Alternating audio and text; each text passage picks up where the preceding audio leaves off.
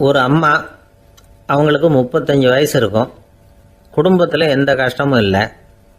இருந்தாலும் காரணம் இல்லாமல் பிள்ளைங்க பேரில் கோவப்படுறது, எரிஞ்சு விடுறது அவங்க வழக்கம். பிள்ளைங்க அழும். உடனே அவங்க மனசும் சங்கடப்படும். இன்னொரு அம்மா, நல்ல வேலையில் இருக்கிறவங்க, வாரத்துக்கு ஒரு தடவையாவது தலைவலி வந்துடும். இவங்களுக்கெல்லாம் உடம்புல எந்த கோளாறும் இல்லை, மனசு மட்டும் சரியாக இருக்காது. தூக்க மாத்திரை கையில் வச்சுருப்பாங்க. 30-35 வயசுடைய பெண்களுக்கு சர்வசாதாரணமாக காணப்படுகிற மனக்கோளாறு இது. இதுக்கு பேர் மனவாட்டம், டிப்ரெஷன், மனமடிவு அப்படின்னு சொல்லலாம். இந்த நோய்க்கு அறிகுறி என்ன தெரியுமா? மனசில் வருத்தமான உணர்வு இருக்கும். அடிக்கடி அழலாம் போல தோணும். முன்னால் எல்லாம் எந்தெந்த செயலில் ஆர்வம் இருந்ததோ அதெல்லாம் குறைஞ்சிரும், அல்லது சுத்தமாகவே ஆர்வம் இல்லாமல் போயிடும். சில பெண்கள் இளம் வயசில் பக்கத்தில் இருக்கிறவங்க கிட்ட கலகலப்பாக பேசுவாங்க, வீட்டை அலங்கரிக்கிறதுல ஆர்வம் இருக்கும். இப்போ அதிலெல்லாம் ஆர்வம் இல்லாமல் போயிடும். எந்த வேலை செஞ்சாலும் சீக்கிரம் களைப்பு அடைஞ்சுடுறது மாதிரி ஆகிடும். நமக்கு யாருமே உதவியாக இல்லை, நம்ம எல்லாரும் கை விட்டுட்டாங்க போல இருக்குதே அப்படிங்கிற உணர்வுலாம் உண்டாகும். தன்னைத்தானே குறை சொல்லிக்குவாங்க. நாம் தப்பு பண்ணிவிட்டோம் போல இருக்குதே அப்படின்னு தோணும். குற்றம் பண்ணிட்டதா நினச்சி கஷ்டப்படுவாங்க. பசி இருக்காது, தூக்கத்தில் தொந்தரவு இருக்கும். அடிக்கடி செத்து போடலாங்கிற உணர்வு வரும். தற்கொலை பண்ணிக்கலாங்கிற எண்ணம் உண்டாகும். சில பேர் தற்கொலை முயற்சியில் கூட ஈடுபடுவாங்க. சில பேருக்கு பலவிதமான உடல் வலிகள் இருக்கும், பலவீனம் இருக்கும், சீக்கிரமாக களைப்படைஞ்சு போடுவாங்க. இதெல்லாம் மனவாட்ட நோய்க்கான தன்மைகள். இந்த மனவாட்டம், அதாவது டிப்ரெஷனை 2 வகையாக பிரிக்கலாமா. ஒன்று தானாக உண்டாக்கிக்கிறது, இன்னொன்று எதிர் விளைவை உண்டு பண்ணுகிற அல்லது நரம்பு சம்பந்தப்பட்ட டிப்ரெஷன். தானாக உண்டாக்கிக்கிற மனவாட்ட நோய் இருக்கு பாருங்க, அதுக்கு ஏதாவது சூழ்நிலை காரணமாக இருக்கலாம், அல்லது இல்லாமலும் போகலாம். மூளையில் டொப்பாமைன் அல்லது செரட்டோனின் இதோட அளவு குறையும் பொழுது இந்த டிப்ரெஷன் உண்டாகுது. இதுக்கு ஓரளவு பிறவி காரணங்கள் கூட இருக்கலாம். குடும்பத்தில் வேற சிலருக்கும் வரலாம். பாதிக்கப்பட்ட பெண்ணை பார்க்கறதுக்கு பலவீனமாக தெரியும். கடுமையான குற்ற உணர்வு இருக்கும். தனியாக இருக்கிறதுக்கு ஆசைப்படுவாங்க. நடுராத்திரியில் எழுந்திரிச்சு உட்காந்து கஷ்டப்பட்டுக்கிட்டு இருப்பாங்க. கொடூரமான முறையில் தற்கொலை பண்ணிக்க முயற்சி பண்ணுவாங்க. தீ வச்சுக்கிறது, அமிலத்தை குடிக்கிறது, தூக்கில் தொங்குறது. இப்படி தானாக வரவழைச்சிக்கிற மனவாட்ட நோய் மறையக்கூடிய நோய். ஒரு தடவை வந்தால் 3லேருந்து 6 மாதம் வரைக்கும் நீடிக்கும். இடைப்பட்ட காலங்களில் நோயாளி இயல்பாக இருப்பார். எதிர் விளைவை உண்டு பண்ணுகிற அல்லது நரம்பு சம்பந்தப்பட்ட மனவாட்ட நோய் எப்படின்னா, கணவன் மனைவி, மாமியார் மருமகள், இப்படிப்பட்ட உறவு முறை பிரச்சனைகள், தோல்விகள், எரிச்சல்கள், ஆபீஸ் பிரச்சனை, இப்படிப்பட்ட சூழ்நிலையால் உண்டாகிறது. எல்லாத்துக்கும் மருந்து இருக்குது, மார்க்கம் இருக்குது, கவலைப்பட வேண்டியதில்லை, தைரியமாக இருக்கணும். உளவியல் மருத்துவம் இதுக்கு ரொம்ப உபயோகமாக இருக்கும். சில பெண்களை பாருங்கள், அவங்க எதுக்கும் அலட்டிக்கிறது இல்லை. ஒரு அம்மா அப்படி தான் தன்னுடைய கணவனை அழைச்சிக்கிட்டு ஒரு மனநோய் மருத்துவர்கிட்ட வந்தாங்க. டாக்டர், எங்கள் வீட்டுக்காரர் திடீர்னு ஒரு மாதிரி ஆயிட்டார், வித்தியாசமாக நடந்துகிறார். எப்படின்னா, இவர் தன்னையே ஒரு ஒட்டடை பூச்சியாக நினச்சிக்கிட்டு இருக்கிறார். அப்படி நினச்சிக்கிட்டு தன்னுடைய தலையாலேயே வீட்டில் உள்ள ஒட்டடையெல்லாம் தொடச்சிக்கிட்டு இருக்கிறார் அப்படின்னாங்க. எவ்வளவு நாளாக அப்படி இருக்குதுன்னு கேட்டார் டாக்டர். 1 வாரமாக அப்படி இருக்குது அப்படின்னாங்க அந்த அம்மா. அப்படின்னா முன்னாடியே ஏன் அழைச்சிட்டு வரல அப்படின்னு கேட்டார் டாக்டர். வீடு பூரா சுத்தமாகட்டுமேனு பார்த்துக்கிட்டு இருந்தேன் டாக்டர் அப்படின்னாங்களாம் அந்த அம்மா.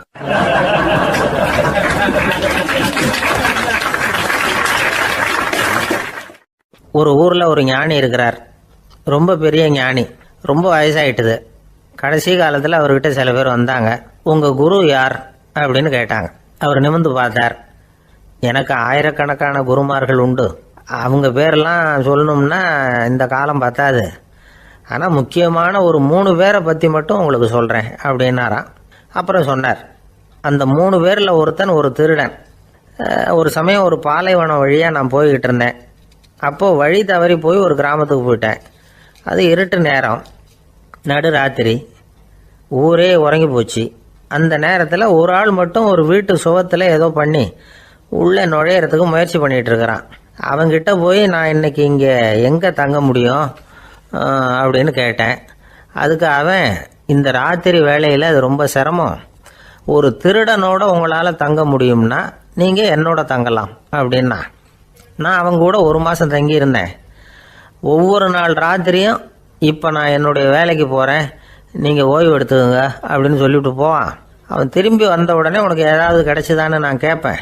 அதுக்கு அவன் இன்னைக்கு ராத்திரி ஒன்றும் இல்லை, நாளைக்கு மறுபடியும் முயற்சி பண்ணுவேன் அப்படின்பா. எப்பவும் அவன் நம்பிக்கை இழந்ததே கிடையாது, எப்பவும் சந்தோஷமாகவே இருப்பான். நானும் ரொம்ப காலமாக தியானம் பண்ணிக்கிட்டே இருந்தேன், ஒன்றுமே நடக்கலை. ஆனால் நான் என்ன பண்ணேன் தெரியுமா, மனசு வருத்தப்படும், நம்பிக்கை இழந்துருவேன். அப்போல்லாம் அந்த திருடனுடைய விடாமுயற்சி தான் ஞாபகத்துக்கு வரும். அதனால் அந்த திருடன் எனக்கு ஒரு குரு. என்னுடைய 2வது குரு யாருன்னா அது ஒரு நாய். இது எப்படின்னா, ஒரு சமயம் எனக்கு ரொம்ப தாகமாக இருந்தது. ஒரு நதியை நோக்கி போய்கிட்டு இருந்தேன். அப்போ ஒரு நாயும் வந்தது, அதுக்கும் தாகம். ஓடி வந்து ஆற்றை பார்த்தது. அதோட நிழல் வந்து ஆற்றுல தெரிஞ்சுது. அதை பார்த்ததும் பயந்துட்டுது. அதாவது அது தன்னுடைய சொந்த உருவத்தையே கண்டு பயந்தது. அதை பார்த்து குறைக்குது, திரும்பி ஓடிச்சு. ஆனால் அதுக்கு தாகம் அதிகமாக இருந்ததுனால அது மறுபடியும் திரும்பி வந்தது. பார்த்தா மறுபடியும் தண்ணியில் நாயோட உருவம் தெரியுது. இப்படி சில தடவை பண்ணிச்சு. இருந்தாலும் கடைசியில் தண்ணியில் குதிச்சுட்டுது துணிஞ்சி. இப்படி குதித்த உடனே அதோட உருவமும் மறைஞ்சுட்டுது. இதை பார்த்தேன். நான் என்ன புரிஞ்சுக்கிட்டேன்னா, எவ்வளவுதான் பயம் இருந்தால் கூட ஒருத்தன் தைரியமாக காரியத்தில் இறங்கணும் அப்படிங்கிறத புரிஞ்சுக்கிட்டேன். இந்த போதனை அந்த நாய்கிட்ட இருந்து எனக்கு கிடைச்சிது. இது ஒன்று.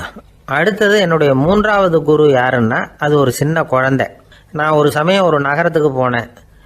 அங்கே ஒரு குழந்தை எரிகிற மெழுகுவத்தி ஒன்று எடுத்துக்கிட்டு வந்தது. நான் அந்த குழந்தைய பார்த்து வேடிக்கையாக கேட்டேன், ஏன் பாப்பா இந்த மெழுகுவத்தியை நீயாவே கொளுத்துனியா அப்படின்னு கேட்டேன். ஆமான்னுது அந்த குழந்தை. சரி, இந்த மெழுகுவத்தி முன்னாடி எரியாமல் இருந்தது, இப்போ எரியுது.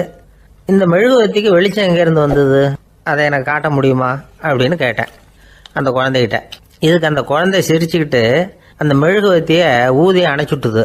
அதுக்கப்புறம் என்னை பார்த்து கேட்டுது, இப்போ இந்த மெழுகுவத்தியின் வெளிச்சம் போனதை பார்த்தீங்க இல்லையா, அது எங்கே போச்சுன்னு எனக்கு சொல்லுங்க அப்படின்னுது. அந்த குழந்தை இப்படி கேட்டதும் என்கிட்ட இருந்த ஆணவம் அழிஞ்சுட்டுது. நான் படித்ததெல்லாம் அந்த வினாடியில் சுக்கு நூறாக போயிட்டுது. என்னுடைய முட்டாள்தனத்தை நான் உணர்ந்தேன் அப்படின்னு இவ்வளவும் அந்த ஞானி விவரமாக சொன்னாராம். அதனால் நாம் இன்னார்கிட்ட இருந்து தான் இதை கற்றுக்கணுங்கிறது இல்லை, யாருக்கிட்ட இருந்தும் எதையும் கற்றுக்கலாம். நம்மால் ஒருத்தன் ஒரு நாய் வளர்த்துக்கிட்டு இருந்தான். அந்த நாய்க்கு வால் கிடையாது, யாரோ ஏற்கனவே வெட்டி எடுத்துட்டாங்க. இந்த நாய் தான் சார் எனக்கு குரு, அதுகிட்டே இருந்து கூட நான் பாடம் கற்றுக்கிட்டு இருக்கிறேன் அப்படின்னா. அப்படி என்ன கற்றுக்கிட்டேன் இந்த வால் இல்லாத நாய்கிட்ட இருந்து அப்படின்னு கேட்டோம். நாம் யாருக்கிட்டையும் வாலாட்டக்கூடாது அப்படிங்கிற பாடத்தை அதுகிட்டே இருந்து தான் நான் கற்றுக்கிட்டேன் அப்படின்னா.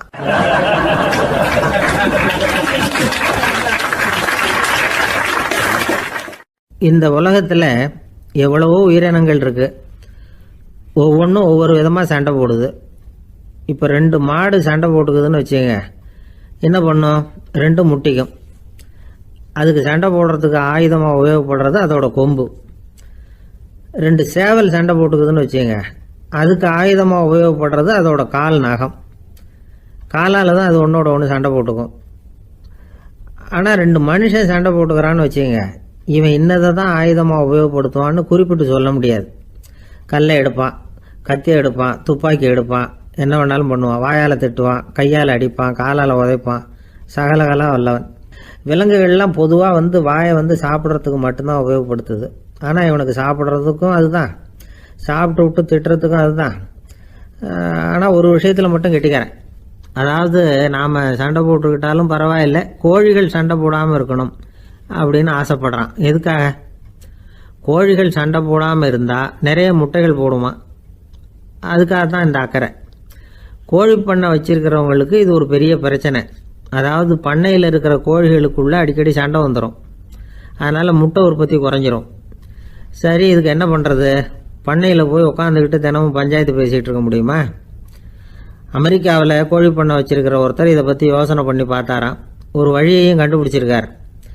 கோழிக்கெல்லாம் மூக்கு கண்ணாடி மாட்டி விட்டுட்டோம்னா அது சண்டை போடுற குணம் குறைஞ்சிரும், முட்டை அதிகமாகிடும்.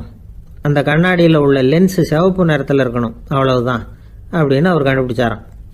இது ஏற்கனவே நடைமுறையில் கண்டுபிடிக்கப்பட்ட ஒரு விஷயம்.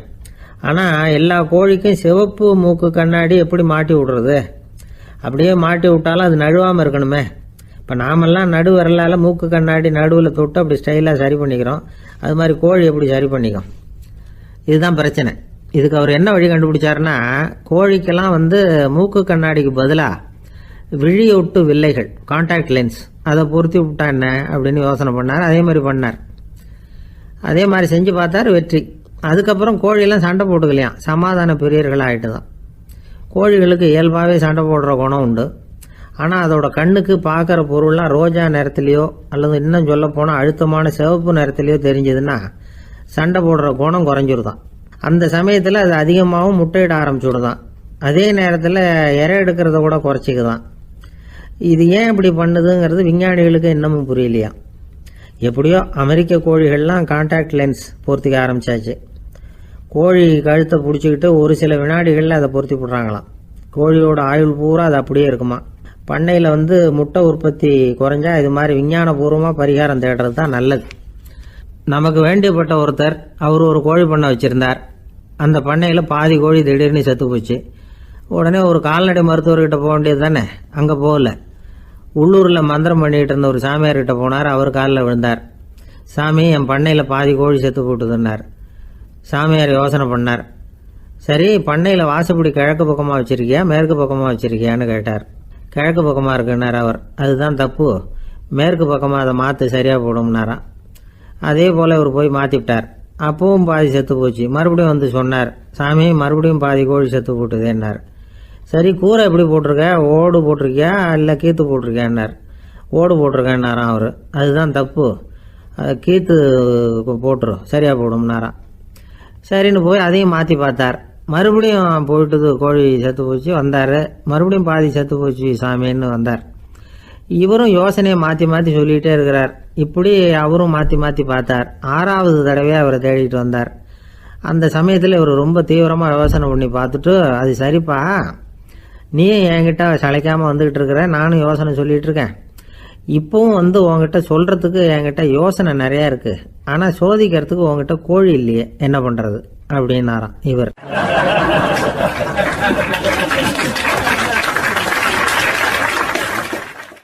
ஒரு ஊரில் ஒரு பெரிய ஞானி இருந்தார். அவர் படுக்கையில் இருந்தார். இன்னும் கொஞ்ச நேரம்தான் அவர் இந்த உலகத்தில் இருக்க போகிறார். அவரை சுற்றி ஏகப்பட்ட கூட்டம். ஏற்கனவே அவருடைய உபதேசங்களை கேட்டவங்க பல பேர் அவரை சுற்றி நிற்கிறாங்க. அந்த ஞானி மெதுவாக கண்ணை திறந்து பார்க்குறார். எல்லாரும் அவருடைய கடைசி வார்த்தையை கேட்கறதுக்காக அவளோட காத்துக்கிட்டு இருக்கிறாங்க. அந்த ஞானி மெதுவாக பேச ஆரம்பித்தார். நான் என்னுடைய வாழ்நாள் பூராவும் உங்களுக்கு நிறைய போதனைகள் சொல்லிக்கிட்டு இருக்கிறேன். பேரானந்தம், மகிழ்ச்சி, தியானத்தன்மை, இதை பற்றியெல்லாம் சொல்லியிருக்கிறேன். இப்போ நான் வேற ஒரு கரைக்கு போய்கிட்டு இருக்கிறேன். நான் இனிமேல் இந்த கரையில் இருக்க மாட்டேன். நீங்கள் நான் சொன்னதையெல்லாம் கேட்டீங்க, ஆனால் எதையும் நீங்கள் நடைமுறைப்படுத்தி பார்க்கல. எல்லாம் கேட்டதோடு சரி, அதோடு விட்டுவிட்டீங்க. அப்புறம் அதை தள்ளி போட்டுக்கிட்டே வந்துட்டீங்க. மேலும் அதை தள்ளி போடுறதுல எந்த பிரயோஜனமும் கிடையாது. இப்போ நான் போய்கிட்டு இருக்கிறேன். உங்களில் யாராவது என்னோட வர்றதுக்கு தயாரா அப்படின்னு கேட்டார். அவ்வளவுதான், யாரும் வாய திறக்கல. ஒரே மௌனம், சத்தமே இல்லை. ஒருத்தர் பார்த்துக்கிட்டே நிற்கிறாங்க. அந்த கூட்டத்தில் ஒரு ஆள் அந்த ஞானி கூடவே 40 வருஷத்துக்கு மேலே இருந்திருக்கிறான். அவனும் வாயை திறக்காமல் இன்னொருத்தன் முகத்தை பார்த்துக்கிட்டே நிற்கிறான். இந்த சமயத்தில் பின்னாடி நின்றுக்கிட்டு இருந்த ஒருத்தன் கையை தூக்கினான். ஞானி அவனை பார்த்தார். சரி, ஒருத்தனுக்காவது நம்மோட வர்றதுக்கு தைரியம் இருக்குது அப்படின்னு நினச்சார். ஆனால் அந்த ஆள் என்ன சொன்னான் தெரியுமா? ஐயா, நீங்கள் கேட்குறப்போ நான் உடனே எழுந்திருக்கல, கையை மட்டும்தான் தூக்கினேன். என்ன காரணம்னா, நான் எப்படி அடுத்த கரைக்கு சேர்றதுங்கிறது தெரிஞ்சுக்கிறதுக்காக தான். அந்த விவரத்தை மட்டும் இப்போ உங்ககிட்ட இருந்து நான் தெரிஞ்சுக்க ஆசைப்படுறேன். ஏன்னா இப்போ நான் உங்கள் கூட வர்றதுக்கு தயாராக இல்லை. எவ்வளவோ காரியங்களை நான் இன்னும் இங்கே முடிக்க வேண்டியிருக்குது. வீட்டுக்கு ஒரு விருந்தினர் வந்திருக்கிறார். என்னுடைய இளைய மகனுக்கு கல்யாணம் பண்ணி வைக்கணும். அதனால் இன்றைக்கி உங்கள் கூட வர முடியாது. அது மட்டும் இல்லை, இப்போ உங்கள் கூட அடுத்த கரைக்கு வந்தால் திரும்பி வர முடியாதுன்னு வேறு சொல்கிறீங்க. அதனால் இப்போ நான் வரல. இன்னொரு நாள் நிச்சயமாக நான் வர்றேங்க, உங்களை சந்திக்கிறேன். அதனால் இப்போ நீங்கள் இன்னொரு தடவை எங்களுக்கு விளக்கமாக சொல்லணும். ஏற்கனவே பல தடவை சொல்லியிருக்கிறீங்க. தயவு பண்ணி இப்போ ஒரு தடவை சொன்னீங்கன்னா சௌகரியமாக இருக்கும். அந்த அடுத்த கரையை அடையிறது எப்படி, இப்போ ஒரு தடவை அதை விளக்கமாக சொல்லிட்டீங்கன்னா நல்லா ஞாபகப்படுத்திக்குவேன். அது சரியான சமயம் வர்றப்போ இது எனக்கு உதவியாக இருக்கும் அப்படின்னு நானா. ஆனால் உண்மை என்ன தெரியுமா? அந்த சரியான சமயம் வரவே இல்லை அப்படிங்கிறது தான் உண்மை. இப்படி அந்த கதை முடியும். இந்த கதை அந்த ஒரு ஆளுக்கு மட்டும் இல்லை, கிட்டத்தட்ட எல்லாருக்குமே அது பொருந்தும் அப்படிங்கிறாங்க விவரம் தெரிஞ்சவங்க. எல்லாருமே அந்த சரியான தருணத்துக்காக தான் காத்துக்கிட்டு இருக்கிறாங்களாம். அதுக்காக ஜோசியம் பார்க்குறாங்க, கைரேகை பார்க்குறாங்க, நாளைக்கு என்ன நடக்குங்கிற ஆவலில் எல்லாரும் காத்துக்கிட்டு இருக்கிறாங்க. ஆனால் அந்த ஒரு நாள் ஒருபோதும் வரப்போகிறதில்ல. நீங்கள் தள்ளி போடுறதுக்காக பல அர்த்தமில்லாத காரணங்களை தேடுறீங்க அப்படிங்கிறார் ஒரு ஞானி. காத்திருக்கிறதுலேயே நம்ம காலம் ஓடி போயிடுது. ஏன்னா இன்னைக்கு நாம் சிந்திக்கிறது நாளைக்கு நாம் சிந்திக்கிறது இல்லை. ஒவ்வொரு நாளும் ஒவ்வொரு மாதிரி போயிடுது. நாளைக்கு மறுநாளை பற்றியே சிந்திக்கிறோம். இப்படியே அது பாட்டுக்கு போயிடும். கரையை தொட்டு பார்க்குறது எப்போ, இதுதான் கேள்வி. நமக்கு வேண்டியப்பட்ட ஒருத்தர் ஒரு ரயில்வே பிளாட்ஃபாரத்தில் நின்றுட்டு இருக்கிறார். அங்கே இருக்கிறவங்க கிட்ட கேட்குறாராம், விசாரிக்கிறார், ஏங்க கிழக்க போகிற ரயில் போயிட்டுதுங்களான்னாராம். போயிட்டுதுன்னு இருக்கிறாங்க. கொஞ்ச நேரம் கழிச்சு ஏங்க மேற்க போகிற ரயில் போயிட்டுதுங்களான்னு கேட்டிருக்காரு. போயிட்டுதுங்களான் இருக்காங்க. அப்புறம் கொஞ்ச நேரம் கழிச்சு மறுபடியும் ஏங்க 10:30 மணி வண்டி போயிட்டுதான்னு கேட்டிருக்காரு. தொடர்ந்து காலையிலேருந்து சாயந்தரம் வரைக்கும் இப்படி ஒரே இடத்துல நின்றுட்டு கேட்டுக்கிட்டே இருக்கிறார். இதை பார்த்துக்கிட்டு இருந்த ஒருத்தர் அவர்கிட்ட ஏங்க நீங்கள் எங்கே போகணும் அப்படின்னு கேட்டாராம். இவர் மெதுவாக சொன்னாராம், இந்த ரயில்வே லைனை தாண்டி அந்த பக்கம் போகணும் அப்படின்னாராம்.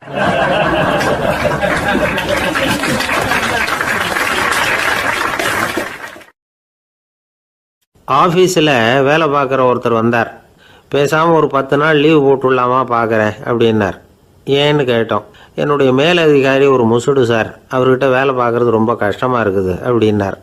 ஆஃபீஸில் வேலை பார்க்குறவங்கெல்லாம் ஒரு விஷயத்தை நல்லா ஞாபகத்தில் வச்சுக்கணும். மேலதிகாரிங்கிறவர் ஒரு பெரிய மகான் இல்லை, அவரும் ஒரு மானிட பிறவி தான். சராசரி மனுஷனுக்குள்ள பலம் பலவீனம் ரெண்டும் அவருக்கும் உண்டு. அதனால் அவரை கொஞ்சம் அனுசரித்து போகிறதுக்கு பழகிறது தான் நல்லது. மேலதிகாரிகளில் பல வகை உண்டு. அதில் முக்கியமாக 3 வகை. அதில் ஒரு வகை எப்படி தெரியுமா? உங்களை ஒரு வேலை செய்கிற மெஷினாக மட்டுமே நினைக்கக்கூடிய வகை. இவங்கள்லாம் எப்படின்னா, எங்கேயாவது வெளியூர் போயிருந்தா கூட அங்கேருந்து ஃபோன் பண்ணுவாங்க, அந்த வேலை என்னாச்சு, இந்த வேலை என்னாச்சு அப்படின்னு. இவங்களுக்கெல்லாம் உங்கள் நலனை பற்றியோ உங்கள் குடும்பத்தை பற்றியோ அக்கறை இருக்காது. நீங்கள் சொல்கிற யோசனை எதுவும் இவங்ககிட்ட எடுபடாது. கொடுத்த வேலையை பாரு, நீ எனக்கு புத்தி சொல்ல வேணாம் அப்படிம்பாங்க. இவங்களை அனுசரித்து போகிறதுக்கு ஒரே வழி, இவங்க எதை சொன்னாலும் சரின்னு சொல்லிவிட்டு வேலையை கவனிக்க வேண்டியது தான். இவங்ககிட்ட வேறு எந்த கேள்வியும் கேட்டுக்கிட்டு இருக்கக்கூடாது. ஆமாம் சாமி போடுறது கௌரவ குறைச்சல் இல்லை, அது ஒரு அலுவலக சௌகரியம், அவ்வளவுதான். இன்னொரு வகையான மேலதிகாரிகள் எப்படி தெரியுமா? இவங்கெல்லாம் ஆஃபீஸ் வேலையை பற்றி அதிகமாக கவலைப்பட்டுக்கிட்டு இருக்க மாட்டாங்க. தங்களுடைய சொந்த இமேஜ் பாதிக்கப்படக்கூடாதுங்கிறதுலையே கவனமாக இருப்பாங்க. இவங்கெல்லாம் அடிக்கடி உங்கள் நலனை விசாரிப்பாங்க. அதே மாதிரி நீங்களும் அவரை விசாரிக்கணும்னு எதிர்பார்ப்பாங்க. இந்த ரக அதிகாரிகளுக்கெல்லாம் புது வருட வாழ்த்து அனுப்பலாம், பிறந்தநாள் வாழ்த்து அனுப்பலாம். அவருக்கு எங்கேயாவது ஒரு பாராட்டு விழா நடந்தால் முதல் வரிசையில் போய் உட்காந்து உங்கள் முகத்தை காட்டலாம். ஆஃபீஸ் வேலையை மட்டுமே பார்க்குற பணியாளர்கள் இது மாதிரி அதிகாரிகள்கிட்ட நல்ல பேர் வாங்க முடியாது. இன்னொரு வகையான மேலதிகாரிகள் உண்டு. அவங்க எப்படின்னா, ஆஃபீஸ் வேலையை பற்றியும் கவலைப்பட மாட்டாங்க, தனக்கு கீழே வேலை பார்க்குறவங்கள பற்றியும் கவலைப்பட மாட்டாங்க. எக்காரணம் கொண்டும் தன்னுடைய பொசிஷனுக்கு ஆபத்து வந்துடக்கூடாதுன்னே நினைக்கக்கூடியவங்க இவங்க. இவங்களால் கடுமையான வேலை செய்யவும் முடியாது, தீர்மானிக்கவும் முடியாது. எந்த முடிவையும் எடுக்காமல் அப்படியே தள்ளி போட்டுக்கிட்டே போடுவாங்க எல்லாத்தையும். இதனால் என்ன ஆகும்னா, இவருக்கு கீழே வேலை பார்க்குற உங்களுக்கு பொறுப்பு அதிகமாகிடும். இவங்ககிட்ட போய் பிரச்சனையை மட்டும் சொல்லி பிரயோஜனம் இல்லை, அதுக்கான முடிவுகளை நீங்களே சொல்லணும். அப்போ தான் இது மாதிரி அதிகாரிகள்கிட்ட நல்ல பேர் வாங்கலாம். அட்லீஸ்ட் கெட்ட பேர் வாங்காமலாவது காலம் தள்ளலாம். ஆஃபீஸில் வேலை பார்க்குறவங்க முக்கியமாக சில விஷயங்களை ஞாபகத்தில் வச்சுக்கணும். ஆஃபீஸில் நடக்கிற நல்லது கெட்டது எதுவாக இருந்தாலும் உடனடியாக மேலதிகாரிகிட்ட தெரிவிக்கிறது நல்லது. 3வது மனிதர் மூலமாக அதை அவர் தெரிஞ்சுக்கிறது அவ்வளவு நல்லதில்லை. எந்த மேலதிகாரியுமே தான் இந்த சர்பாஸ் செய்யப்படுறத விரும்புறதில்லை. அதனால் அவருக்கு தெரியாமல் மேலிடத்துக்கு மணி எழுதி போடக்கூடாது. அப்படி எழுதி போடுறவங்க சில பேர் இருக்கிறாங்க. நீங்களும் உங்கள் மேலதிகாரியும் தொழில் ரீதியாக ஒரே படிப்பு படித்தவராக இருக்கலாம். அப்படி இருந்ததுன்னா அட்ஜஸ்ட் பண்ணி போகிறது கொஞ்சம் கஷ்டம்தான். இதை மனசில் வச்சுக்கிட்டு நடந்துக்கணும். உங்களுக்கும் அவருக்கும் அபிப்பிராய பேதமா, அது அவருக்கும் உங்களுக்கும் உள்ள தனிப்பட்ட பிரச்சனை. அதை விளம்பரப்படுத்திக்கிட்டு இருக்கக்கூடாது, அது அவருடைய கோபத்தை கிளறும். உங்கள் மேலதிகாரி உங்கள் கூட படித்தவராக இருக்கலாம், அதுக்காக அவரை எல்லாருக்கும் முன்னாடி அடைய கிச்சாமி எப்படா இருக்க அப்படின்லாம் கேட்டுக்கிட்டு இருக்கக்கூடாது. பொதுவாக யாரும் அதை விரும்புறதில்லை. இவ்வளவையும் உங்கள் மனசில் வச்சுக்கிட்டு கொஞ்சம் சாமர்த்தியமாக நடந்துக்கிட்டிங்கன்னா ஆஃபீஸ் உங்களுக்கு அவஸ்தையாக இருக்காது, ஆனந்தமாக இருக்கும். ஒரு மேலதிகாரி தன்கிட்ட வேலை பார்க்குற ஒருத்தரை பற்றி ரொம்ப பெருமையாக சொன்னாராம். எங்கள் ஆஃபீஸில் எவ்வளவோ பேர் வேலை பார்க்குறாங்க. எல்லாரும் தினமும் வந்து ஏதாவது பிரச்சனைகளை சொல்லிகிட்டு இருப்பாங்க. ஆனால் இவர் ஒருத்தர் மட்டும்தான் இது வரைக்கும் என்கிட்ட வந்து எந்த பிரச்சனையும் சொன்னதே இல்லை. அவர் பாட்டுக்கு வருவார், வேலை பார்ப்பார், போயிடுவார் அப்படின்னாராம். நான் உடனே அவ்வளவு பெருமைக்குரிய அந்த ஊழியரை பார்த்து கேட்டேன், ஏன்பா உன்னுடைய மேலதிகாரிகிட்ட நீ எந்த பிரச்சனையும் கொண்டுகிட்டு போகிறதே இல்லையாமே அப்படின்னு கேட்டேன். அதுக்கு அவர் சொல்கிறாரு, ஆமாங்க, அது ஏன்னா அவரால் எந்த பிரச்சனையுமே தீர்க்க முடியாதுங்கிறது எனக்கு நல்லா தெரியும், அதனால் அப்படி செய்கிறேன், வேற ஒன்றும் இல்லை அப்படின்னார் ரொம்ப பொறுமையாக.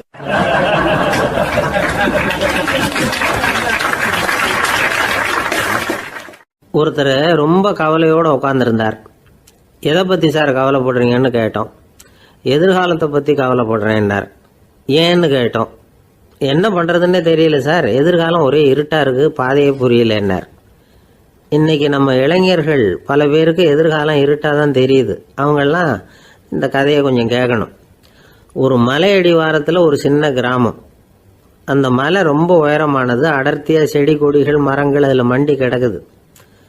பகல் வேளையில் இருட்டாக தான் இருக்கும், அவ்வளோ அடர்த்தி. அந்த மலை உச்சியில் ஒரு கோவில். நாள் ராத்திரியே புறப்பட்டாதான் காலையில் அந்த கோவிலுக்கு போய் சேர முடியும்.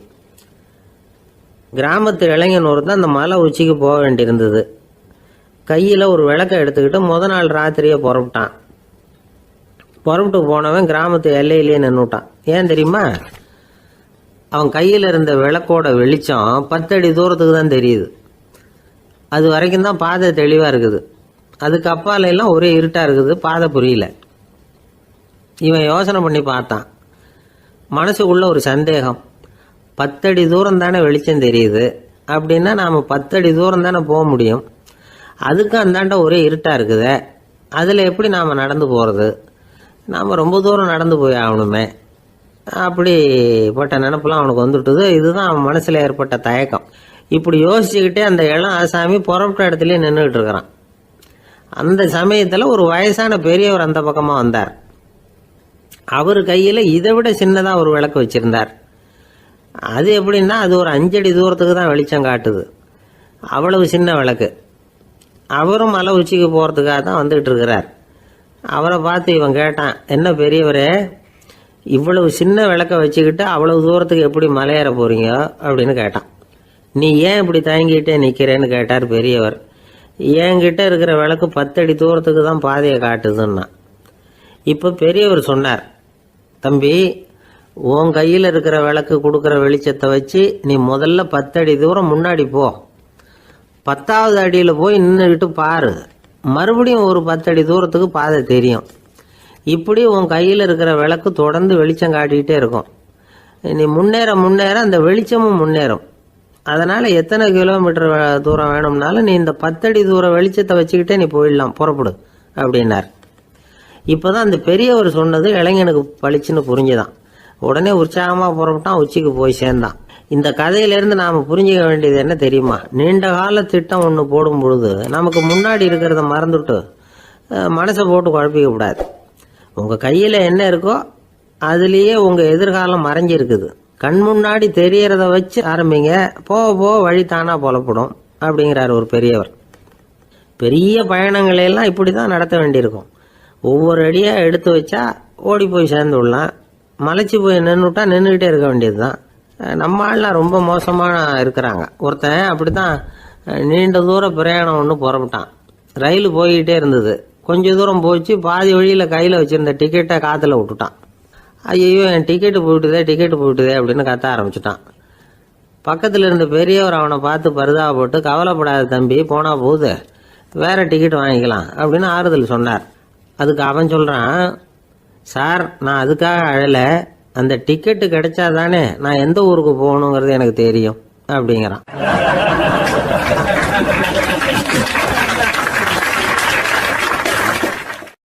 ஒரு நண்பர் யாருக்கோ ஃபோன் பண்ணிட்டு இருந்தார். அவர் பேசி முடிச்சதும் நான் அவரை பார்த்து, இப்போ ஃபோன் பண்ணீங்களே, அந்த ஃபோன் நம்பர் என்ன அப்படின்னு கேட்டேன். அவர் தலையை சொரிஞ்சுக்கிட்டார், ஞாபகம் வரலன்னார். சரி சார், அதை விடுங்க, உங்கள் மனைவி பேர் என்ன அப்படின்னு கேட்டேன். மாலதின்னார். என்ன சார் இது வேடிக்கை, கொஞ்ச நேரத்துக்கு முன்னாடி பேசின ஃபோன் நம்பர் மறந்து போச்சு. எப்போவோ கல்யாணம் பண்ணிக்கிட்ட மனைவி பேர் மறக்கலை, அதை கரெக்டாக சொல்லிவிட்டீங்களே அப்படின்னு கேட்டேன். அவர் என்ன ஒரு மாதிரியாக பார்த்தார். அவர் அப்படி என்னை பார்த்ததில் ஒன்றும் தப்பு இல்லை. ஏன்னா நாம் எல்லாருமே அப்படித்தானே. ஒரு குறிப்பிட்ட காரியத்துக்காக தொலைபேசியில் ஒருத்தட்ட பேசுகிறோம். அதுக்கப்புறம் அந்த எண் நமக்கு அனாவசியம், அதனால் மறந்துடுறோம். இதுக்கு பேர் தான் தற்காலிக ஞாபகம். ஆனால் மனைவி பேரை மறந்துட முடியுமா? முடியாது. அது அவசியமான ஒன்று. அடிக்கடி அந்த பேரை உபயோகப்படுத்துகிறோம். அதனாலேயும் அது முக்கியங்கிறதுனாலேயும் அதை மறக்கிறது இல்லை. இதுக்கு பேர் நிரந்தர ஞாபகம். சரி, இந்த தற்காலிக ஞாபகம், நிரந்தர ஞாபகம், இது ரெண்டு ஞாபக அளவுகளையும் கட்டுப்படுத்துறது எது அப்படின்னா மூளைக்குள்ள நடக்கிற மின்சார நடவடிக்கைகள் தான். தற்காலிக ஞாபகம் ஒரு மின்னல் மாதிரி தோன்றி மறையுது. நிரந்தர ஞாபகம் ஒரு படிவம் போல மூளையில படிஞ்சுடுது.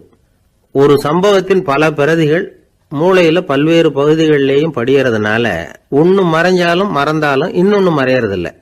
இப்படிப்பட்ட நிலைமையில தான் தொண்டையில இருக்கு, வாயில வரமாட்டேங்குது சார் அப்படிமா. ஒருத்தருக்கு எந்த துறையில ஆர்வமும் ஈடுபாடும் அதிகமோ அது சம்பந்தமான ஞாபக சக்தி அதிகமா இருக்கும். தொழிலை விரும்புகிற ஒரு டெலிபோன் ஆபரேட்டருக்கு எண்கள்லாம் நல்ல ஞாபகம் இருக்கும். அது மாதிரி கவிஞர்களுக்கு வார்த்தைகள் நல்ல ஞாபகத்தில் இருக்கும். இது ஒரு பக்கம் இருந்தாலும் ஒரு மூளை எண்களை விட எழுத்துக்களை விட படங்களை ரொம்ப சுலபமா ஞாபகத்தில் வச்சுக்குது. புரிஞ்சுக்கிற தன்மை, அனுபவம், புத்தி கூர்மை இது கூடி குறையிறத பொறுத்து ஞாபக சக்தியும் ஏறும் இறங்கும். இப்போ உதாரணத்துக்கு ஒரு பையனுக்கு படித்தது எதுவும் ஞாபகத்தில் இல்லைன்னா அவன் அதை சரியா புரிஞ்சுக்கலன்னு அர்த்தம். இந்த மறதிங்கிறது எந்த சமயத்தில் ஒரு பிரச்சனை ஆகுது தெரியுமா? உங்களுக்கு வேண்டியப்பட்ட ஒருத்தரை ஞாயிற்றுக்கிழமை சாயந்தரம் சரியா 5 மணிக்கு கடற்கரைக்கு வர சொல்லிவிட்டு அந்த நேரத்தை மறந்துட்டா அது பரவாயில்ல, வர சொன்னதையே மறந்துட்டாதான் நிலைமை மோசம்னு அர்த்தம். இப்படி இருந்தா இது சிகிச்சை எடுத்துக்க வேண்டிய நிலைமைங்கிறத புரிஞ்சுக்கணும். ஆமா, இதுக்கும் மருந்து இருக்கு. ஆனா மூளை குறிப்பிட்ட அளவுக்கும் கீழே இயங்குறப்போவோ இன்னொன்னு சொல்லுவாங்க, இந்த நியூரோ டிரான்ஸ்மிட்டர் அப்படின்னு சொல்லுவாங்க.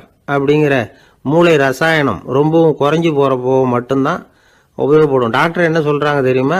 மூளையை பொறுத்த வரைக்கும் அதுல ஞாபக சக்தி அதிகமா உள்ள மூளை, மறதி உள்ள மூளை அப்படின்னு ஒன்றும் கிடையாது அப்படிங்கிறாங்க. நினைவு வச்சுக்கிறதுக்கு பயிற்சி அளிக்கப்பட்ட மூளை, பயிற்சியற்ற மூளை அப்படின்னு வேணும்னா சொல்லலாம் அப்படின்னு சொல்றாங்க. அதனால நம்ம ஞாபக சக்திங்கிறது நம்ம கிட்ட இருக்கிற பயிற்சி, முயற்சி இதை பொறுத்து தான் அமையும். ஒருத்தர் ஒரு பென்சிலை எங்கேயோ வச்சுக்கிட்டு தேடிக்கிட்டு இருந்தார். அப்புறம் என்னமோ தீவிரமா யோசனை பண்ணி அதை ஞாபகப்படுத்தி பார்த்துக்கிட்டு இருந்தாராம். எதிரில் உட்கார்ந்து இருந்தவர் சொன்னார், பென்சிலை தானே தேடிட்டு இருக்கீங்க, அது உங்க வலது காதில் இருக்குது சார் அப்படின்னாராம் அவரு. இதுக்கு அவரு சொல்லியிருக்காரு, பென்சிலை வலது காதில் தான் வச்சிருக்கேங்கிறது எனக்கு நல்லா ஞாபகம் இருக்கு, ஆனா எது வலது காதுங்கிறது தான் மறந்து போச்சு அப்படின்னாராம். அவர் அதை தான் யோசிச்சுட்டு இருந்திருக்கிறார்.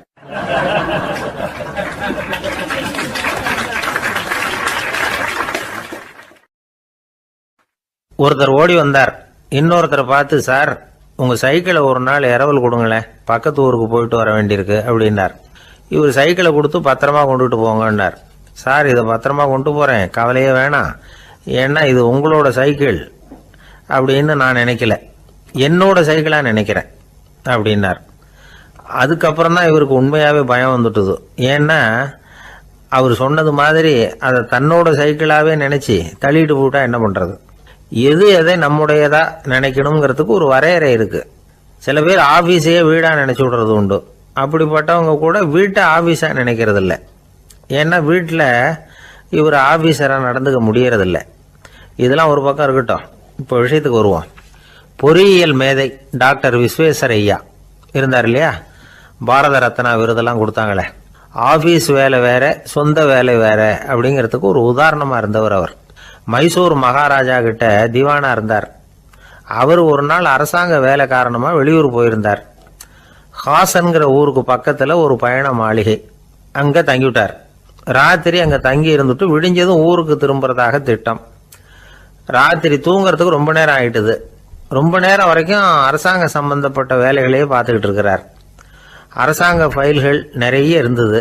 அதையெல்லாம் ஒவ்வொன்றா எடுத்தார், படிச்சு பார்த்தார், பரிசீலனை பண்ணார். அதில் எழுத வேண்டியதை எழுதினார், கையெழுத்து போட்டார். ஒரு வழியாக அந்த வேலையெல்லாம் முடிஞ்சுது. அதுக்கப்புறம் என்ன பண்ணார்னா, தன்னுடைய சூட்கேஸை திறந்தார். அதிலிருந்து 2 மெழுகுவத்தியை எடுத்து கொளுத்தி வச்சார். அந்த பயண மாளிகையில் அது வரைக்கும் எரிஞ்சுக்கிட்டு இருந்த மின்சார விளக்குகளை அணைச்சுட்டார். அதுக்கு பிறகு அந்த மெழுகுவத்தி வெளிச்சத்தில் சில புத்தகங்களை தொடர்ந்து படிக்க ஆரம்பிச்சிட்டார். அந்த பயண மாளிகையில் பணியாளராக இருந்தவர் இதை பார்த்துட்டு ஓடி வந்தார். மறுபடியும் மின் விளக்க போடுறதுக்காக போனார். விஸ்வேஸ்வர ஐயா அதை பார்த்துட்டு போட வேணாம்ட்டாராம். இது வரைக்கும் நான் அரசாங்க அலுவல்களை கவனிச்சுக்கிட்டு இருந்தேன், அதனால மின் விளக்குகள் அப்போ எரிஞ்சதில் தப்பு இல்லை. இப்போ நான் புத்தகம் படிச்சுக்கிட்டு இருக்கேன், இது என்னுடைய சொந்த வேலை. இங்கே இருக்கிற மின் விளக்கு அதுக்காக ஏன் எரியணும் அப்படின்னு கேட்டாராம். இப்போ இருக்கிற சில அரசு பணியாளர்கள்கிட்ட இந்த சம்பவத்தை பேச்சோட பேச்சா சொல்லி பார்த்தேன். அவங்களால இதை ஜீரணிக்கவே முடியல. நேர்மை தேவைதான் சார், அதுக்காக அவ்வளவு தூரத்துக்கு அது தேவையா அப்படிங்கிறாங்க. விஸ்வேஸ்வர ஐயா அப்படி பண்ணினது தான் ஒரு நேர்மையாளர் அப்படின்னு இந்த உலகத்துக்கு நிரூபிக்கணுங்கிறதுக்காக இல்லை. தான் அப்படி நடந்து காட்டினா தன்னை சுற்றி இருக்கிறவங்களும் அதை கேள்விப்படுறவங்களும் முடிஞ்ச அளவுக்கு பொது வாழ்க்கையில் அரசு பணியில் நேர்மையை கடைபிடிக்க முயற்சி பண்ணலாமே அப்படிங்கிறதுக்காகத்தான். இப்போவும் சில பேர் இருக்கிறாங்க, இவங்க ஆஃபீஸ் வேற வீடு வேறன்னு நினைக்கிறது இல்லை, அவ்வளோ உரிமை. ஒருத்தர் அப்படிதான், அவருக்கு அவசரமாக 5000 ரூபா தேவைப்பட்டது. ஆஃபீஸு பணத்தை எடுத்துக்கிட்டார். அந்த நேரம் பார்த்து ஆடிட் வந்துட்டுது, ஆப்பிட்டுக்கிட்டார். விசாரணை நடக்குது. அவர் சொல்கிறார், சார் நான் நேரம் காலம் பார்க்காம ஆஃபீஸில் வேலை செய்வேன், ஏன்னா அதை என்னோட ஆஃபீஸாக நினைக்கிறேன். அவசரத்துக்கு அந்த பணத்தை எடுத்தேன், மறுபடியும் வச்சுடலாம்னு தான் இருந்தேன், அதுக்குள்ளே இப்படி ஆகிட்டுது. நீங்கள் என்ன நினச்சாலும் சரி, நான் ஆஃபீஸ் வேற வீடு வேற அப்படின்னு நினைக்கிறது இல்லை, அது என்னோட சுபாவம் அப்படின்னார். விசாரணை பண்ணவர் தீர்ப்பு வழங்கினார். உங்கள் சுபாவத்துக்கு மதிப்பு கொடுத்து நானும் தீர்ப்பு வழங்குறேன். நீங்கள் கொஞ்ச நாள் ஜெயிலில் இருந்துட்டு வாங்க, அது உங்களுக்கு கஷ்டமாக இருக்காதுன்னு நினைக்கிறேன். ஏன்னா அங்கே போனாலும் நீங்கள் உங்கள் சுபாவப்படி வீடு வேற ஜெயில் வேறன்னு நினைக்க மாட்டீங்க அப்படின்னாராம்.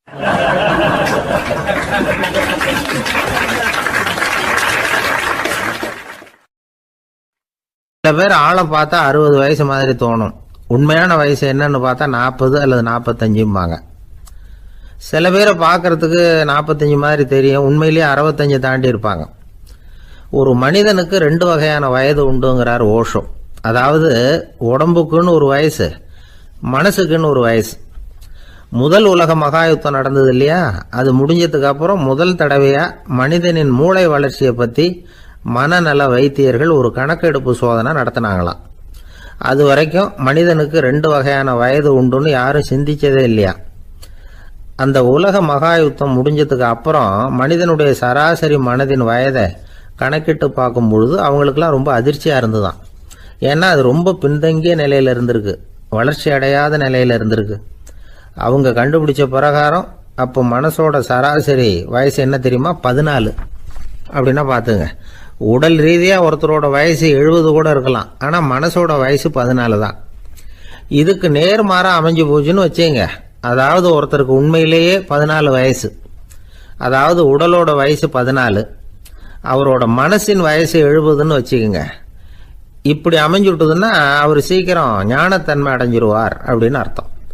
இப்போ நமக்கெல்லாம் உடம்போட வயசு மனசோட வயசு ரெண்டும் ஒன்றா இருந்துட்டா அதுவே போதும், அதுவே பெரிய விஷயம். இப்போ எமர்சன் கிட்ட போய் ஒருத்தர் கேட்டாராம், உங்கள் வயசு என்ன அப்படின்னு. அவர் உடனே பதில் சொல்லியிருக்கார், 360 வருஷம் அப்படின்னாராம். கேட்டவர் குழம்பி போயிட்டார். அவர் என்ன சொல்கிறாரு, 360 வயசா? என்ன நம்ம காதில் தான் சரியாக விழலையா? எமர்சன் எப்பவும் உண்மையை பேசுகிற ஒரு சிறந்த அறிவாளி, அவர் இப்படிலாம் பொய் சொல்ல மாட்டாரே அப்படின்னு ஒரு யோசனை பண்ணிக்கிட்டே இவர் மறுபடியும் அவர் கிட்ட போனாராம். ஐயா, நீங்கள் சொன்னது சரியாக என் காதில் விழலை, அதனால் மறுபடியும் கேட்குறேன், உங்கள் வயசு என்ன அப்படின்னாராம்.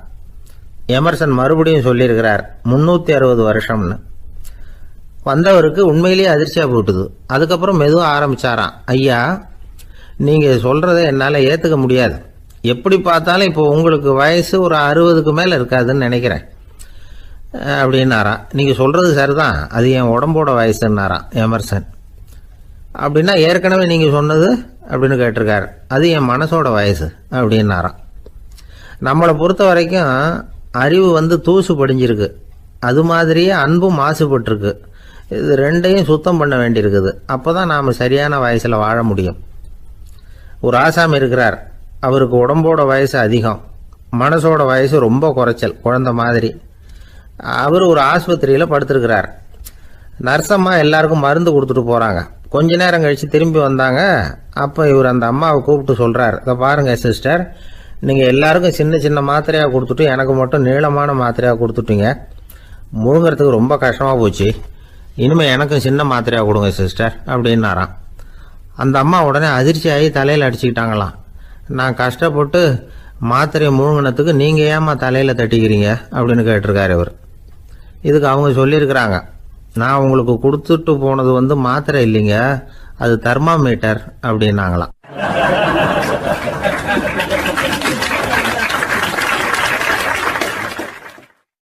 ஒரு நண்பர் சினிமா படம் தயாரிக்கிறவர், அவர்கிட்ட ஒரு நாள் பேசிக்கிட்டு இருந்தேன். அது எப்படி சார் நீங்கள் எடுக்கிற எந்த படமும் கையை கடிக்காத அளவுக்கு எடுத்துடுறீங்களே, அது எப்படின்னு கேட்டேன். அது ஒன்றும் பெரிய விஷயம் இல்லை சார். பெண்களுக்குன்னு சில உருக்கமான காட்சிகள், இளைஞர்களுக்குன்னு சில நடனங்கள், அடிதடி காட்சிகள், அப்புறம் வயசானவங்களுக்குன்னு சில ஆன்மீக காட்சிகள், சின்ன பிள்ளைங்களுக்கு சிரிப்பு, இப்படி எல்லாமும் சேர்த்து நான் படம் எடுக்கிறேன். மசாலா படம்னு பேர். இது ரொம்ப பெருசாக இல்லைன்னாலும் ஓரளவுக்கு சுமாராக ஓடிரும், கையை கடிக்காது அப்படின்னார். இது ஒரு உத்தி. சில பத்திரிகை ஆசிரியர்களும் இந்த உத்தியை கையாளுறது உண்டு. இந்த உத்திக்கு பார்னம் உத்தி அப்படின்னு பேர். பார்னம் எஃபெக்ட் அப்படின்னு சொல்லுவாங்க. அதாவது ஃபீனியஸ் டி பார்னம் அப்படின்னு ஒருத்தர் அமெரிக்காவில் இருந்தாராம். அதாவது 19ஆம் நூற்றாண்டில் அமெரிக்காவில் கொடிகட்டி பறந்த ஒரு சர்க்கஸ் நிறுவனத்தின் அதிபர் அவர். இந்த உலகத்தில் ஒவ்வொரு நிமிஷமும் ஒரு ஏமாளி பறந்துக்கிட்டே இருக்கிறான் அப்படிங்கிறது அவருடைய சித்தாந்தம். ஒவ்வொருத்தரையும் திருப்திப்படுத்துகிற அளவுக்கு அம்சங்களை கொஞ்சம் கொஞ்சமாக கலந்து கேளிக்கை நிகழ்ச்சிகளை நடத்தினது தான் அவருடைய மகத்தான வெற்றிக்கு காரணம். அதனால் அந்த உத்தியை யார் கடைப்பிடிச்சாலும் சரி, அதுக்கு பார்னம் உத்தி அப்படின்னு பேர் வந்துட்டுது. ஜோசியம் சொல்கிறவங்களுக்கும் இந்த உத்தி தான் கை கொடுக்குது. ஒரு விஷயத்த ஒருத்தருடைய கோள் நிலைகள் அல்லது கையெழுத்து நிரூபிக்கிறதாக அவர்கிட்ட சொன்னால் அதை அவர் நம்பிவிடுவார். ஆனால் அந்த விஷயம் நல்லதாக இருக்கணும், நேர்மையானதாக இருக்கணும், அதாவது பாசிட்டிவாக இருக்கணும். 8ஆம் இடத்துல குரு, 9ஆம் இடத்துல சனி, நீங்கள் ஒரு பெரிய மேதை தான் அப்படின்னு சொல்லுவாங்க. கேட்குறவங்களுக்கு அதை மறுக்கிறதுக்கு மனசு வராது. அப்படி சொல்லும் பொழுது கூடவே என்ன கொஞ்சம் முன்கோபம் அதிகமாக இருக்கும், இருந்தாலும் அது உடனே மறைஞ்சிரும் அப்படின்னு சில அற்ப விஷயங்களையும் சொன்னாலும் அதையும் சரிதான்னு சொல்லி ஒத்துக்குவாங்க. ஆளுமையை எடை போடுகிற ஒரு நிறுவப்பட்ட உத்தியின் மூலமாக தன்னுடைய குணாதிசயங்கள் கண்டுபிடிக்கப்பட்டதாக அவர் நம்புறது தான் இதுக்கு காரணம். இந்த மாதம் பணத்தட்டுப்பாடு கொஞ்சம் இருக்கும், உடம்புல ஏதாவது கொஞ்சம் அசௌகரியம் இருக்கும், வீட்டுக்குள்ளே லேசாக மனஸ்தாபம் வரலாம், இது மாதிரி பொதுப்படையாக சிலதை சொன்னாலே போதும், மக்களை நம்ப வச்சுடலாம். இதெல்லாம் நமக்கு மட்டும்தான் ஏற்படுது அப்படின்னு சொல்லி அவங்க நினைக்கிறது தான் காரணம். இதுதான் பார்னம் உத்திங்கிறது. மனிதர்கள் பாராட்டுகளை விரும்புகிறதும் விமர்சனங்களை வெறுக்கிறதும் பார்னம் உத்தியின் அடுத்த கூறு. அதனால் ஒருத்தருக்கு ஜோசியம் சொன்னாலும் சரி, அவருடைய ஆளுமையை மதிப்பிடுறதாக இருந்தாலும் சரி, அவரை புகழற மாதிரி இருந்தாலும் சரி, அப்படி இருந்தால் தான் அது சரியாக இருக்கும். சாதகமான விஷயங்களை அதிகமாகவும் பாதகமான விஷயங்களை நாசூக்காகவும் சொன்னால் மக்கள் அதை நம்பிவிடுவாங்க. ஒருத்தரை கருமின்னு சொன்னால் ஏற்றுக்க மாட்டார். அதையே கொஞ்சம் மாற்றி நீங்கள் கொஞ்சம் சிக்கனமான ஆசாமி அப்படின்னு சொன்னால் நீங்கள் சொல்கிறது சரிதான் சார் அப்படிம்பார். நீங்கள் பெரிய செலவாளி தான், இருந்தாலும் நல்ல விஷயங்களுக்கு தான் செலவழிப்பீங்க அப்படின்னு சொல்லணும். இப்படி இந்த பார்னம் உத்தியை கடைபிடிச்சி இன்னைக்கு வெற்றிகரமாக காலம் தள்ளுறவங்க நிறைய பேர் இருக்கிறாங்க. இந்த உலகத்தில் ஒவ்வொரு நிமிஷமும் ஒரு ஏமாளி பறந்துக்கிட்டே இருக்கிறான் அப்படிங்கிறது தான் ஃபீனியஸ் பார்னம் அவர்களுடைய நம்பிக்கை. அதை விட அடுத்தவங்களை ஏமாளியாக நினைக்கிற மனுஷர்கள் தான் இன்னைக்கு உலகத்தில் ரொம்ப அதிகம். ஒருத்தர் தன்னுடைய மேல் அதிகாரிகிட்ட போய், ஐயா ஒரு நாள் லீவு வேணும், என் தங்கச்சிக்கு கல்யாணம் அப்படின்னார். அவரு பார்த்தார், ஒரு 10 நிமிஷம் வெளியில் இருங்கன்னார். 10 நிமிஷம் கழித்து கூப்பிட்டார், இதை பாருங்க, நீங்கள் சொல்கிறது பொய். இப்போ உங்கள் தங்கச்சிக்கு ஃபோன் பண்ணேன், அவங்க தனக்கு 2 வருஷத்துக்கு முன்னாடியே கல்யாணம் ஆகிட்டதாக சொல்கிறாங்க அப்படின்னார். உடனே இவர் சொன்னார், சார் இப்போ நீங்கள் சொல்கிறதும் பொய்யா தான் இருக்கணும், ஏன்னா நிஜமாக எனக்கு ஒரு தங்கச்சியே கிடையாது அப்படின்னார்.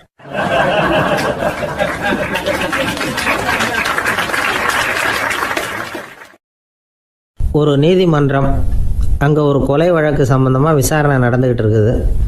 அந்த வழக்கறிஞர் ரொம்ப தீவிரமாக வாதாடிக்கிட்டு இருக்கிறார். தன்னுடைய கட்சிக்காரர் நிரபராதிங்கிறது அவருக்கு நல்லா தெரியும். அதனால தான் அவர் சார்பாக வாதாடுறதுக்கே ஒத்துக்கிட்டார். அப்படி அவர் மும்முரமாக வாதாடிக்கிட்டு இருக்கிற சமயத்தில் அவசரமாக தந்தி ஒன்று வந்து சேர்ந்தது. அதை வாங்கி படித்து பார்த்தார். அதுக்கப்புறம் அதை மடித்து தன்னுடைய கோட்டு பையில் வச்சுக்கிட்டு தொடர்ந்து வாதாட ஆரம்பிச்சிட்டார். பேசி முடித்தார். அதுக்கப்புறம் அங்கே கோர்ட்டில் இருந்த சக வக்கீல்கள் அவர்கிட்ட வந்தாங்க. தந்தி ஒன்று வந்ததே, என்ன விஷயம் அப்படின்னு விசாரிச்சாங்களாம்.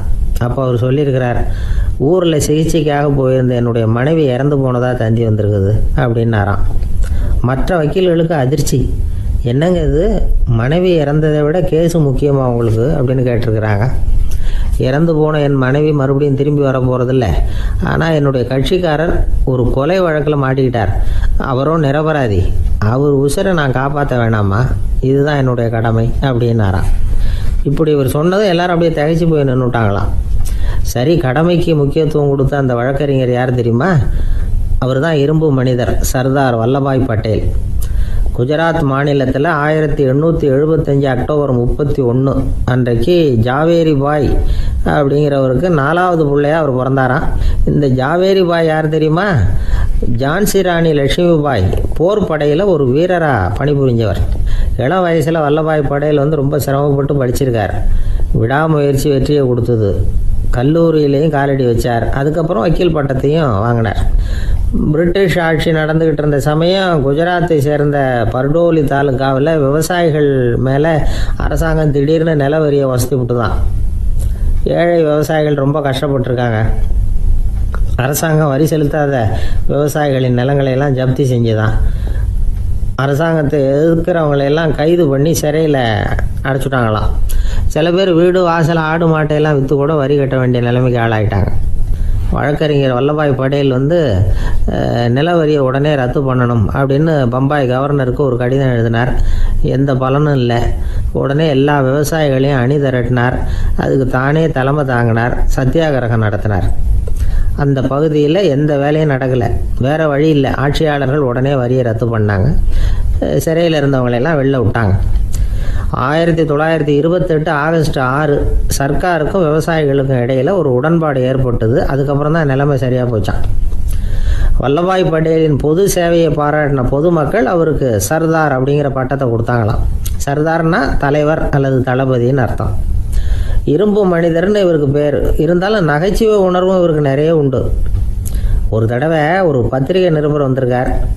சர்தார் பட்டேல்கிட்ட அவருக்கு பிடிச்ச பண்பாடு கலாச்சாரம் எது அப்படின்னு கேட்கணும்னு ஆசை. அதனால் அவரை பார்த்து கேட்டாராம், ஏங்க உங்களுக்கு பிடிச்ச கல்ச்சர் எது அப்படின்னு கேட்டிருக்கார். இதுக்கு சர்தார் பட்டேல் சொன்ன பதில் என்ன தெரியுமா? எனக்கு பிடிச்ச கல்ச்சர் அக்ரிகல்ச்சர் அப்படின்னாராம்.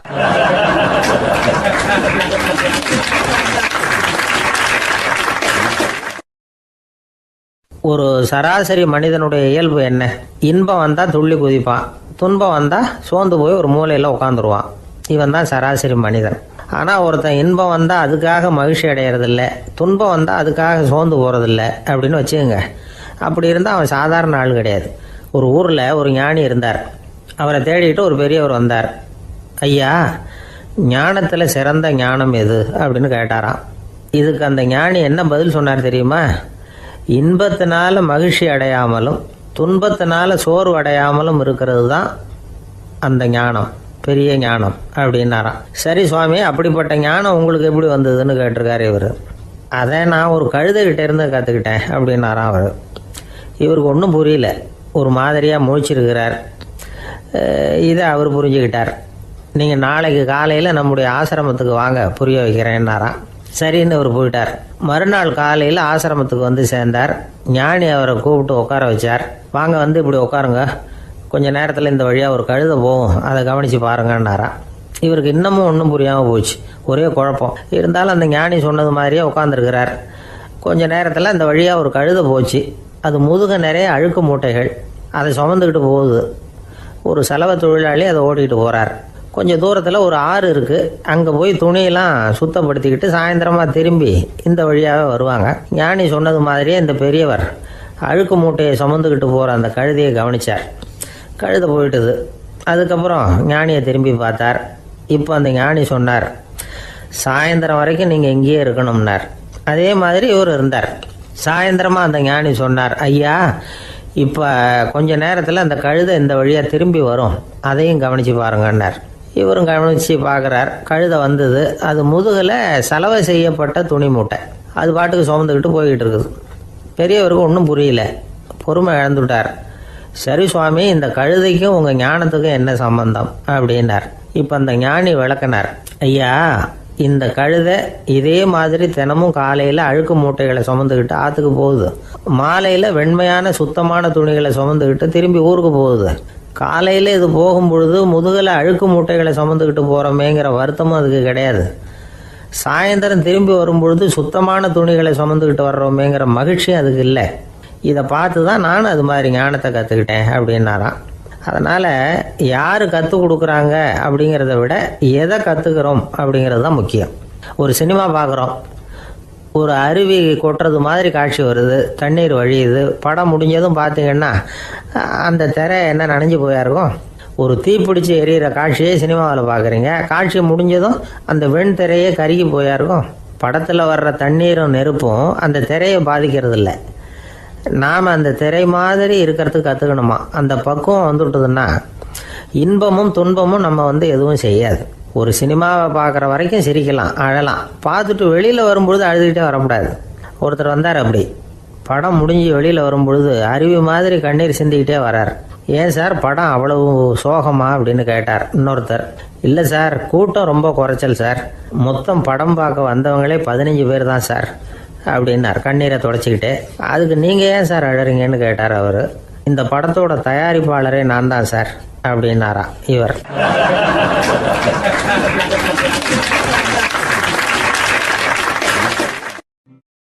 ஒரு நண்பர் வந்தார். ரொம்பவும் இறுக்கமாக உடை அணிஞ்சிருந்தார். அதாவது ஆடைக்குள்ளே அவர் மாட்டிக்கிட்டு இருந்தது மாதிரி தெரிஞ்சது. ஏன் துணி குறைச்சலாக எடுத்துட்டிங்களா அப்படின்னு கேட்டோம். இல்லைங்க, எனக்கு எப்போவுமே இறுக்கமாக உடை அணிகிறது தான் பிடிக்கும் அப்படின்னார். ஒருத்தர் எப்படி உடை அணிகிறார் அப்படிங்கிறத வச்சு அந்த ஆள் எப்படிப்பட்டவர் அப்படிங்கிறத கண்டுபிடிச்சிடலாம். உடை அணிகிற விதம் ஒருத்தருடைய மனநிலையை வெளிப்படுத்துதான்.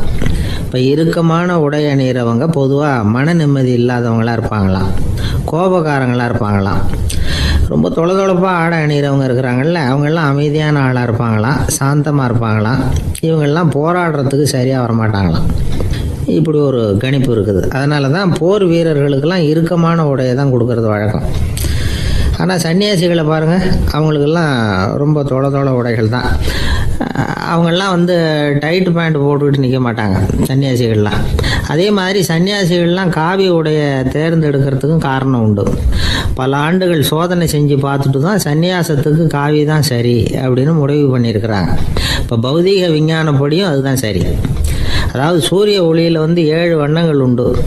ஒரு பொருள் மேலே அது விழும்பொழுது அந்த பொருள் நமக்கு சிவப்பாக தெரிஞ்சதுன்னா அந்த பொருள் சிவப்பை தவிர மற்ற எல்லா நிற கதிர்களையும் உள்வாங்கிக்கிட்டு சிவப்பு நிறத்தை மட்டும் வெளியில் விடுது.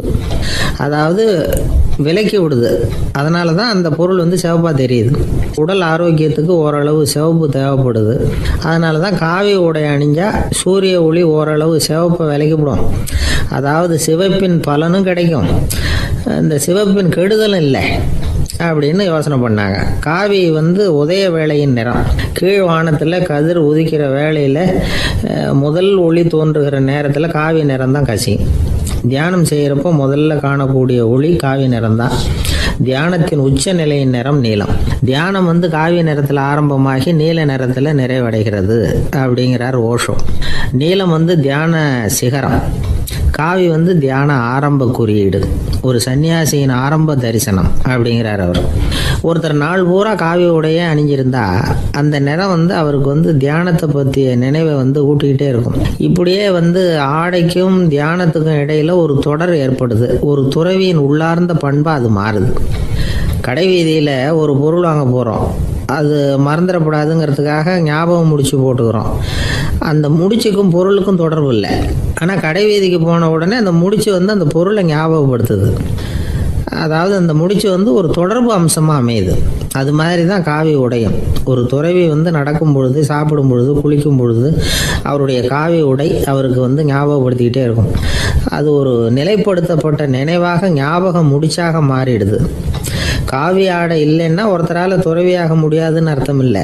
அதே நேரத்தில் காவி ஆடையால் ஒன்றும் பிரயோஜனம் இல்லை, அதில் ஒன்றும் அர்த்தம் இல்லை அப்படின்னு சொல்லிட முடியாது. இதுதான் உண்மை. இவ்வளவு தூரம் காவி ஆடையை பற்றி சொல்கிறதுனால எல்லாரும் சன்னியாசியாக போயிடுங்க அப்படின்னு நாம் சொல்கிறதாக யாரும் நினச்சிடக்கூடாது. மனசுக்கும் நிறத்துக்கும் உள்ள சம்பந்தத்தை தெரிஞ்சுக்கிறதுக்காக தான் இவ்வளவும். நமக்கு தெரிஞ்ச நண்பர் ஒருத்தர் இருக்கிறார், ஆஃபீஸில் வேலை பார்க்குறவர். ஒவ்வொரு மாதமும் 20ஆம் தேதிக்கு பிறகு அவரை போய் பார்த்தீங்கன்னா காவி உடை அணிஞ்சிக்கிட்டு, கண்ணை மூடிக்கிட்டு, கை ரெண்டையும் விரித்து வச்சுக்கிட்டு தியானத்திலேயே உட்காந்துருப்பார். ஏன் இப்படி பண்ணுறீங்கன்னு கேட்டேன். அதாவது 20ஆம் தேதிக்கு பிறகு என் கையில் ஒரு பைசா கூட கிடையாது, ஒரு சன்னியாசி லெவலில் இருக்கிறேன், என்கிட்ட எதுவும் செலவுக்கு கேட்காத அப்படின்னு என் மனைவிக்கு நான் சூக்காக உணர்த்துறதுக்காக அப்படி உட்காந்துருப்பேன் அப்படின்னு விளக்கம் கொடுக்குறார் அவர்.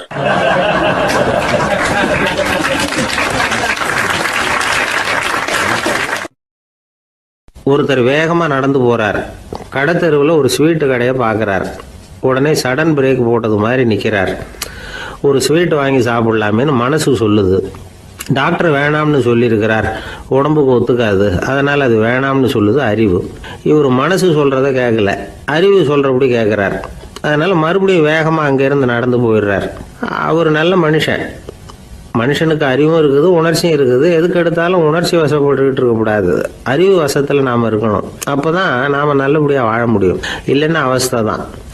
மகாபாரதத்தில் சந்தனுன்னு சொல்லி ஒரு அரசன் வர்றான். அவன் ஒரு சமயம் அறிவு வசப்படாமல் உணர்ச்சி வசப்படுறான். அதாவது ஒரு நாள் கங்கை கரையில் ஒரு அழகான பொண்ணை பார்க்குறான். இவனுடைய மனசு அவகிட்ட போயிடுது. அவளை கல்யாணம் பண்ணிக்கிறதுக்கு ஆசைப்படுறான். அந்த பொண்ணு சரின்னு சம்மதிக்கிறா. ஆனால் ஒரு நிபந்தனை போடுறா. அந்த நிபந்தனைக்கு சம்மதம்னு சொன்னாதான் உன்னை கல்யாணம் பண்ணிக்குவேன்னு சொல்றா. சரி, அவ போட்ட நிபந்தனை என்ன தெரியுமா? இது மாதிரி, நான் உங்க மனசு புண்படுற மாதிரி எந்த காரியம் பண்ணாலும் நீங்க என்ன ஏன்னு கேட்கக்கூடாது, நான் செய்யற காரியத்தை தடுக்கவும் கூடாது. அப்படி நீங்க செஞ்சா அடுத்த கணமே நான் உங்களை பிரிஞ்சு போயிடுவேன். இதுதான் அந்த பொண்ணு போட்ட நிபந்தனை. சந்தன அரசன் இந்த நிபந்தனையை ஒத்துக்கலாமா? இதை அறிவுபூர்வமாக யோசிச்சிருந்தா இதுக்கு கட்டுப்பட்டுக்க மாட்டான். இந்த நிபந்தனைக்கு நான் சம்மதிக்க மாட்டேன்னு தான் சொல்லியிருக்கணும். ஆனால் அவன் அந்த நேரத்தில் உணர்ச்சி வசத்தில் இருந்தான். அதனால் நீ என்ன சொன்னாலும் சரின்னு ஒத்துக்கிட்டான். அவளை கல்யாணம் பண்ணிக்கிட்டான். இதனால் என்ன ஆச்சு? 7 பச்சை இளம் குழந்தைகளை பிறந்த உடனே அவள் கங்கையில் தூக்கி எறிஞ்சி கொல்லக்கூடிய கோர காட்சியை இவன் ஒன்று முன்னாடி ஒன்றா பார்க்க வேண்டியதாக போச்சு. கடைசியில் 8வது குழந்தை பிறந்ததுன்னா அவனுடைய அறிவு மேலோங்குது. அந்த கொடிய செயலை தடுத்து நிறுத்துறான். அந்த 8வது குழந்தை தான் பின்னாடி பீஷ்மர் ஆகிறார். ஒரு பக்தி பிரசங்கத்தில் ஒரு பேச்சாளர் இந்த விஷயத்தை சொல்லிவிட்டு இன்னொரு விஷயமும் சொன்னார். அது என்னன்னா, சந்துனு மன்னன் அறிவுக்கும் உணர்ச்சிக்கும் நடுவில் அகப்பட்டு தவிச்சதுனால அவன் வம்சத்தில் வந்த கௌரவர்கள் உணர்ச்சி வசப்பட்டாங்க, பாண்டவர்கள் அறிவு வசப்பட்டாங்க அப்படின்னு சொன்னார். மனுஷனுக்கு உணர்ச்சியை விட அறிவு மேலோங்கி இருக்கணுங்கிறது சரிதான். ஆனால் அந்த அறிவை எப்படி உபயோகப்படுத்துகிறோங்கிறது முக்கியம். ஒருத்தர் சொன்னார், சார் இன்னைக்கு கோயம்புத்தூரில் ஒரு கல்யாணம், அதுக்கு நான் போக முடியலேன்னு நினைக்கும் பொழுது மனசுக்கு ரொம்ப வருத்தமாக இருக்குது சார் அப்படின்னார். ரொம்ப உணர்ச்சி வசப்பட்டார். அதுக்காக கவலைப்படாதீங்க சார், ஒரு வாழ்த்து தந்தி கொடுத்துருங்களேன் அப்படின்னார் இன்னொருத்தர். அது எப்படி சார் முடியும்னார் அவர். நான் தானே சார் கல்யாண மாப்பிள்ளை அப்படிங்கிறார் அந்த ஆள்.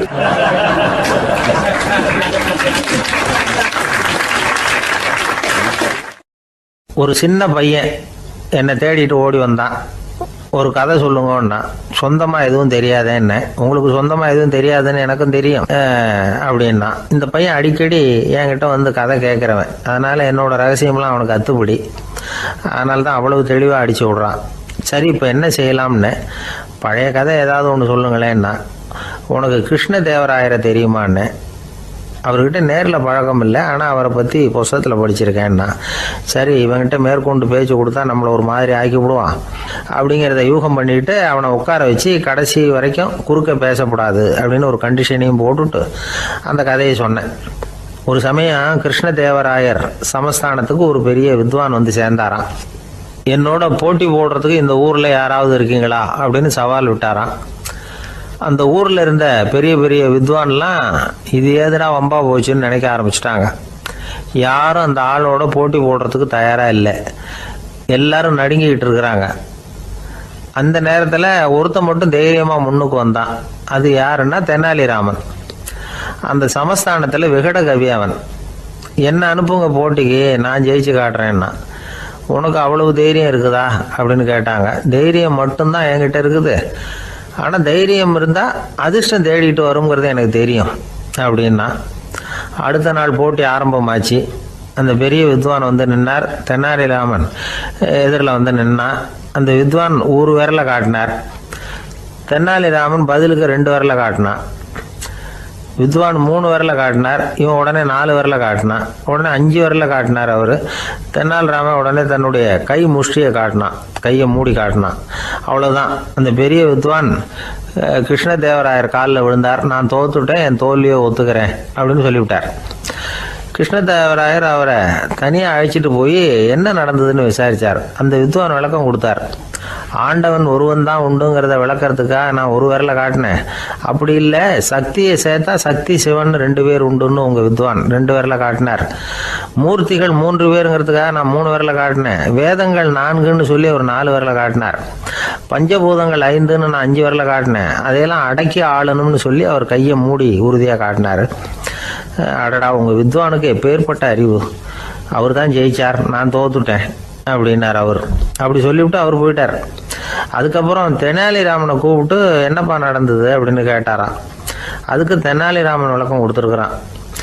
அவன் முதல்ல என்னை கொன்னுடுவேன்னு அந்த வித்வான் ஒரு விரலை காட்டினான். உடனே ஒரு 2 கண்ணையும் தோண்டி போடுவேங்கிறதுக்காக நான் 2 விரலை காட்டினேன். உனக்கு நாமம் போட்டுருவேன்னு சொல்லி 3 விரலை காட்டினான். அதை அழிச்சிருவேன்னு 4 விரலை காட்டினேன். உன்னை அரைஞ்சிருவேன்னு அவன் 5 விரலை காட்டினான். நான் உங்களை குத்தி போடுவேன்னு சொல்லி கையை மூடி காட்டினேன் அப்படின்னா. இப்போ பாருங்க, ஜெயிச்சது யார்? தைரியம் மட்டும் இருந்துட்டா அதிர்ஷ்டம் தானாக தேடி வருங்கிறது எவ்வளவு உண்மையாக போச்சு. அதனால் நாம் எப்பவும் தைரியமாக இருக்கணும்னு சொல்லிவிட்டு என் எதிரில் கதை கேட்டுட்டு உட்காந்துருந்த சின்ன பையனை பார்த்தேன். அவன் என்னை நிமிர்ந்து பார்த்தான். அவன் தன்னோட கை கால் 2ஐயும் ஒரு மாதிரியாக என் முன்னால் தூக்கி 20 விரலை காட்டினான். எனக்கு ஒன்றும் புரியல.